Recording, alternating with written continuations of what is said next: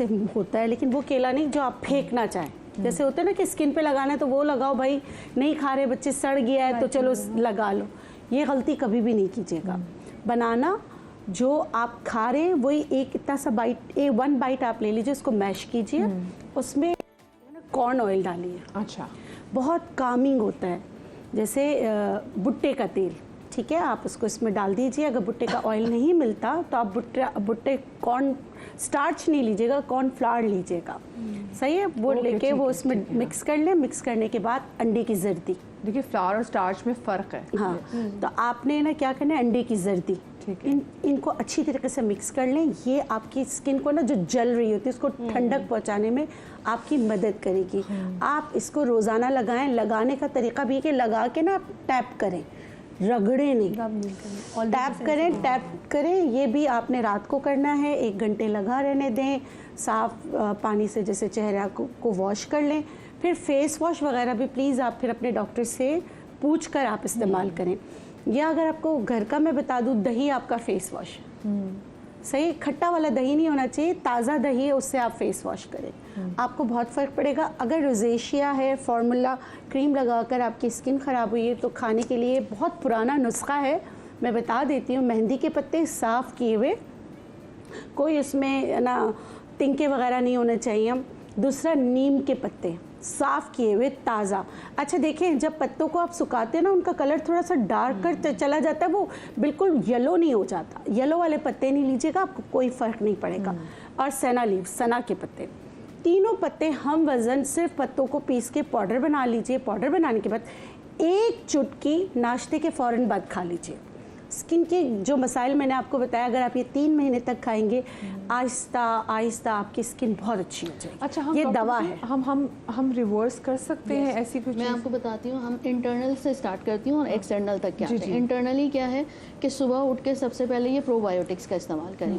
Probiotics आपकी skin regeneration fast कराता है, ठीक है। तो अंदर से जब आपकी इम्यूनिटी स्ट्रांग होगी तो आपकी स्किन भी, जो दही आ गया और प्रोबायोटिक्स मिलते हैं, प्रोबायोटिक्स के नाम से भी मिलता है। और अगर आप नहीं लेना चाहते तो सुबह उठ के आप 2 केले खा लीजिए, ठीक है। इट्स अ बेस्ट, इसबगोल का इस्तेमाल कीजिए, ठीक है। 1 दिन दही खा लीजिए, ठीक है। बट इसेंशियली जितनी स्किन इनकी रेड हो चुकी है, तो ये जो लाइट वो कह रही है, मैं रोशनी में घर में भी होती हूँ तो लाल होती है, चूल्हे पे भी खड़े होना है, यस एग्जैक्टली, सारे काम करने हैं। तो आपने हर 15 दिन बाद 3 दिन तक के सुबह नेहार मुँह आधा घंटा पहले नाश्ते से प्रोबायोटिक्स लेने। साशे आते हैं बच्चों के, वो पानी में डालकर पी जाइए, ठीक है। नेचुरली रखना है, आप नेचुरली भी कर सकते हैं।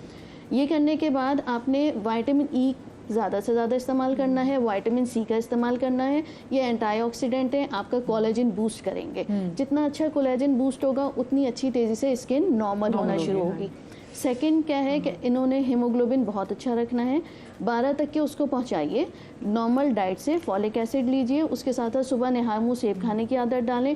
आड़ू मौजूद है, प्लम्स मौजूद हैं, जितना खा सकती हैं। 15 दिन में आराम से 12 मिलीग्राम हीमोग्लोबिन पे पहुंच जाएगा। जब पहुंच जाए उसके बाद कोलेजन रिच फूड्स खाएं, और जितना खाएंगी उतना फ़र्क पड़ेगा। खाने का अगर ज़्यादा शौक नहीं है या भूख कम लगती है तो कोलेजन की ड्रिप्स ले लीजिए। वो कोलेजन की ड्रिप्स लीजिए जिनमें एंटीऑक्सीडेंट भी शामिल हो और ग्लूटाथायोन भी शामिल हो, ठीक है। एक इनको, क्योंकि ये 36 ईयर्स ओल्ड है, तो 36 आफ्टर 30s आपका मेटाबॉलिज्म स्लो होने लग जाता है। तो आई विल प्रेफर कि she should take 1 trip at least, ठीक है। वैसे तो 1 to 6 लेना इनके लिए नॉर्मल है, ठीक है। अच्छा, इसके बाद सबसे पहले जब आपने कोलेजन ड्रिप्स ले ली, अब आप एक्सटर्नल ट्रीटमेंट्स में आ जाते हैं। आपकी स्किन सिर्फ क्रीम लगाने से नहीं सही हो जाएगी।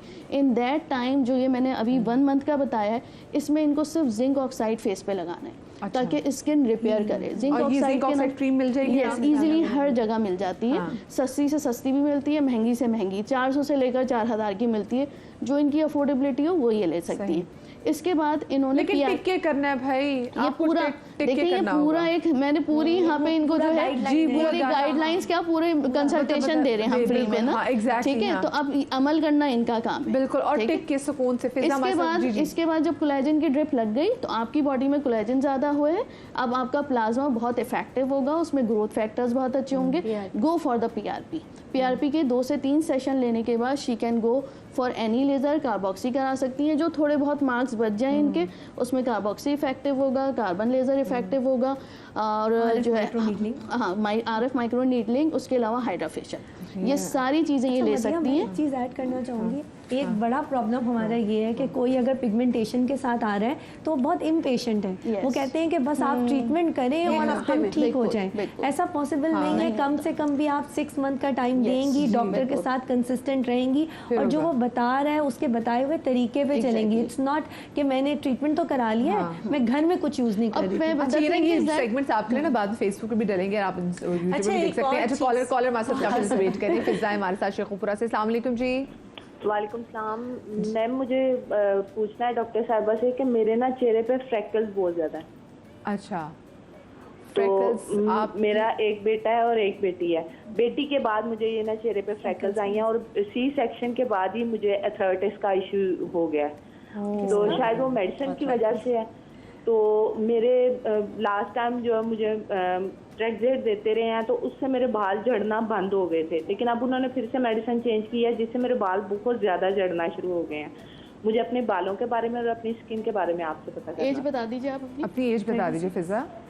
मेरी एज 30 ईयर है। 30 ईयर्स। चले, ठीक है, बहुत शुक्रिया जी आपकी कॉल का।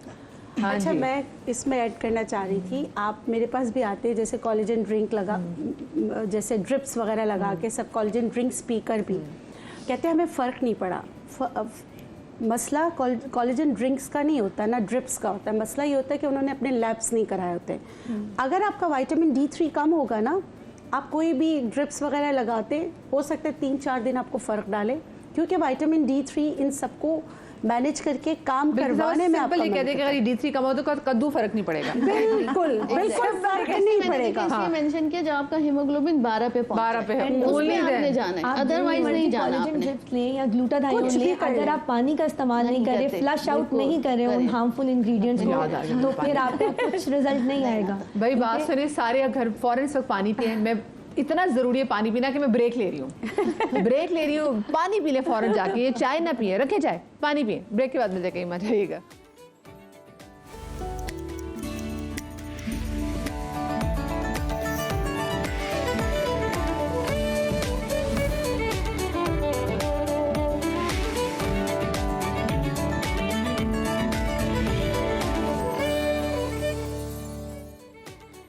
जी, ब्रेक के बाद हम आपको एक बार फिर से खुश आमदीद कहते हैं और क्यों हमारी डिस्कशन जारी होती है। ऑन है तो नहीं क्या कुछ? अच्छा ठीक है, हाँ कोई बात नहीं। मैं तो कुछ ही बोली थी। डॉक्टर बतूल जी हमारे साथ इस वक्त जो है किचन काउंटर पे जाके खड़ी हैं और हम उनसे पूछ रहे थे कि डॉक्टर बतूल क्या बनाने जा रही है। डॉक्टर बतूल, मैं बना रही हूँ टोनर जो एवरी टाइप ऑफ स्किन के लिए होगा, चाहे आपकी ड्राई है, कॉम्बिनेशन है, सेंसिटिव है। इससे basically skin barrier system strong होगा फ्रॉम बाहर की साइड से। ठीक है, ठीक है। तो हाँ। जितना आप इसको इस्तेमाल करेंगे, जितना आप स्प्रे करेंगे, उतनी आपकी स्किन बेहतरीन होती चली जाएगी। ठीक और हमारे पास एक कॉलर थी जिनको इशू था हार्मोन्स का, और इनका तो छोटे छोटे दाने होने शुरू जी, हैं। जी। अगर वो ये आप स्प्रे करेंगी तो खुद ब खुद वाइट हेड, ब्लैक हेड्स फूल के ऊपर आ जाते हैं। और वो जब आप फेस वॉश करेंगे तो उससे क्लीन हो जाएंगे। ठीक है। तो मैं सबसे पहले पानी ले रही हूँ, ये सौंफ का पानी है। इसको हमने उबाल लिया, 1 चम्मच सौंफ, और फिर हमने इसको छान लिया। 4 चम्मच हमने सौंफ का पानी लिया।